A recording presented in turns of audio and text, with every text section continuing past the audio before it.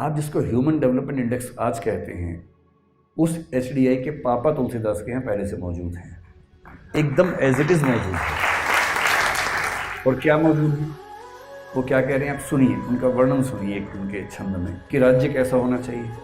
अल्प मृत्यु नहीं कवनियों पीरा, किसी व्यक्ति के कम उम्र में मौत नहीं होनी चाहिए। आप क्या बोलेंगे, लाइफ एक्सपेक्टेंसी ज़्यादा होनी चाहिए। भाषा ही तो बदली। अल्प मृत्यु नहीं कवनियों पीरा, सब सुंदर सब विरुज शरीरा, सब लोग सुंदर हों, कोई व्यक्ति बीमार ना हो, हेल्थ पैरामीटर्स हों। आपकी भाषा का हेल्थ इंफ्रास्ट्रक्चर हमारा कैसा है, हमने बीमारियों से कितनी लड़ाई लड़ ली है, वो बात तो वो भी कह रहे हैं, सब सुंदर सब विरुज शरीरा। नहीं दरिद्र को दुखी न दीना, एक भी व्यक्ति गरीब नहीं होना चाहिए, कोई दुखी ना हो, कोई दीन ना हो, परेशान ना हो। नहीं कोई अबुध ना हो, अनपढ़ ना हो, इलिटरेट ना हो, न लक्षणहीना। ये लक्षण वो बता रहे हैं कि राम राज्य के लक्षण हैं। अगर राम राज्य का लक्षण उनकी भाषा में ये है, तो आज की गुड गवर्नेंस भी तो वही मॉडल है। इस तरह का राज्य, इस तरह का समाज किसी भी देश को क्यों हासिल नहीं होना चाहिए। आज हम वर्ल्ड बैंक की रिपोर्ट के बेस पे गुड गवर्नेंस के 8 लक्षण मानते हैं, और वो 8 लक्षण हमें राम राज्य के तुलसी कंसेप्ट में दिखाई देते हैं। और वो क्यों ऐसा कर रहे हैं, वो 16वीं सेंचुरी में अपने समय के राजाओं को देख रहे हैं। उनको 111 साल का जीवन मिला, कई राजा उनके सामने आए और गए और चले गए। उनकी यात्रा बाबर से शुरू होती है, हुमायूं तक उनकी यात्रा चलती गई है लगातार, अकबर उसके बाद तक चलती रही है। और उस पूरे दौर में वो महसूस कर रहे हैं कि एक अच्छे राज्य को ऐसा होना चाहिए, न कि ऐसा जो केवल टैक्स वसूल करे, केवल परेशान करे। इस फिलॉसफी के साथ हमने अपना संविधान लिखा। हमारा संविधान जिन फिलोसफर्स की फिलोसफी पर टिका है, उसमें कबीरदास और तुलसीदास सबसे बड़े लोग हैं।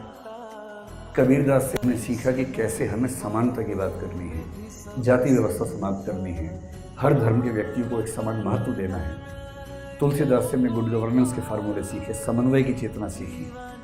महात्मा गांधी और डॉक्टर अंबेडकर संविधान लिखने के समय, डॉक्टर अंबेडकर एक तरह से कबीरदास के पुनर्जन्म हैं, जो अधिकार के साथ सामाजिक समानता की बात कर रहे थे। महात्मा गांधी एक तरह से तुलसीदास का पुनर्जन्म है, जो समन्वय और सबको साथ लेकर चलने की बात कर रहे थे। और एक अच्छे देश की रचना किसी एक दृष्टिकोण से ना होकर के सबके मिलने से होती है, सबकी अच्छी बातों को साथ में लेकर चलने से होती है।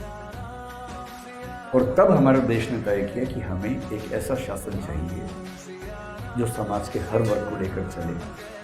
हमने मूल अधिकारों में प्रत्येक व्यक्ति को समानता का अधिकार सबसे पहले दिया, फिर स्वतंत्रता का दिया, संवैधानिक उपचारों का दिया, सुप्रीम कोर्ट, हाई कोर्ट सबके लिए एक्सेसिबल बनाया कि कोई भी व्यक्ति अपनी बात कर सके, अस्पृश्यता को समाप्त करने की बात कही। और फिर नीति निर्देशक तत्वों में हमने बताया कि हमें समानता कैसे कैसे स्थापित करनी है सभी वर्गों के लिए। इस वायदे के साथ संविधान सभा ने संविधान पर हस्ताक्षर किया कि अब जो समाज बनेगा वो सभी का समाज होगा, किसी एक वर्ग विशेष, धर्म विशेष का समाज ना होकर के सबको साथ लेके चलने वाला समाज बनेगा। ये समाज केवल प्रधानमंत्री के चाहने से नहीं बनता है।